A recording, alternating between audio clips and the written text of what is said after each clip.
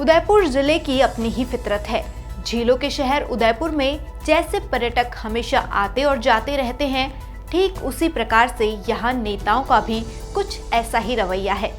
यहाँ हर चुनाव में जीतने वाले प्रत्याशी की या तो पार्टी बदल जाती है या वह खुद बदल जाते हैं।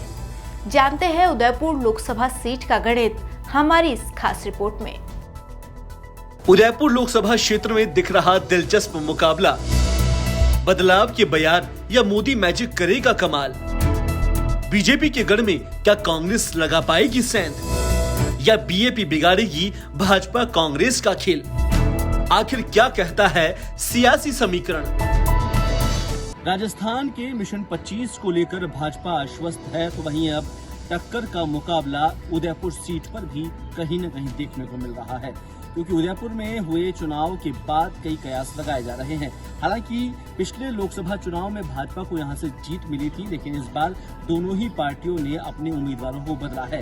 भारतीय जनता पार्टी ने मन्नालाल रावत पर दांव खेला है, तो वहीं कांग्रेस ने यहां पर ताराचंद मीणा को अपना उम्मीदवार बनाया है। हालांकि दोनों प्रत्याशी ही ब्यूरोक्रेट से जुड़े हुए हैं, इनका राजनीतिक करियर कुछ खास नहीं है, लेकिन फिर भी जनता के दिलों में पार्टी को लेकर वोट देने की बात कही जा रही है। इस बीच 4 जून को जब मतगणना होगी, उसके बाद ही तय हो पाएगा कि आखिरकार ये वोट बैंक किसके साथ जाएगा, ब्यूरोक्रेट्स इसमें किसका साथ लेंगे, साथ ही जनता का मूड क्या है, ये 4 जून को पता चल पाएगा।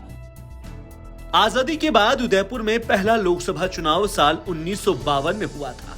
उस समय कांग्रेस के बलवंत सिंह मेहता यहां से सांसद चुने गए थे। साल 2014 के चुनाव के बाद से इस सीट पर बीजेपी के अर्जुन लाल मीणा लगातार काबिज है।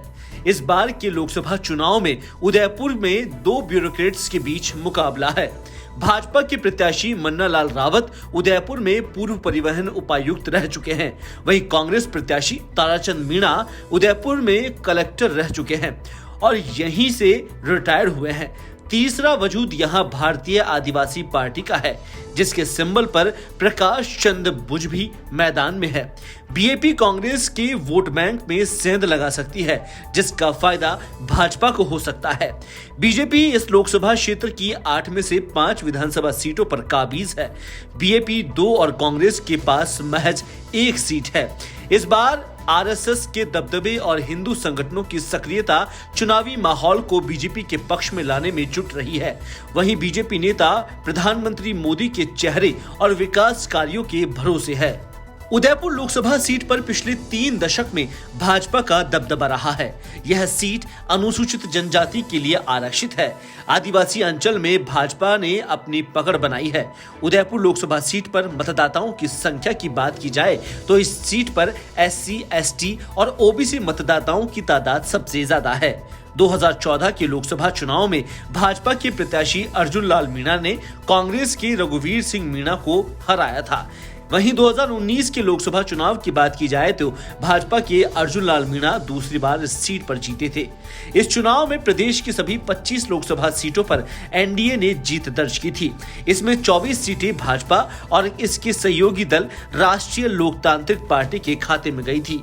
राजस्थान की सियासत में बरसों से एक बात कही जाती है कि जो मेवाड़ जीतता है वहीं राजस्थान भी जीतता है। राजस्थान की उदयपुर लोकसभा सीट मेवाड़ संभाग की 4 सीटों में से एक है। यहाँ की 3 अन्य सीटें राजसमंद, चित्तौड़गढ़ और बांसवाड़ा है।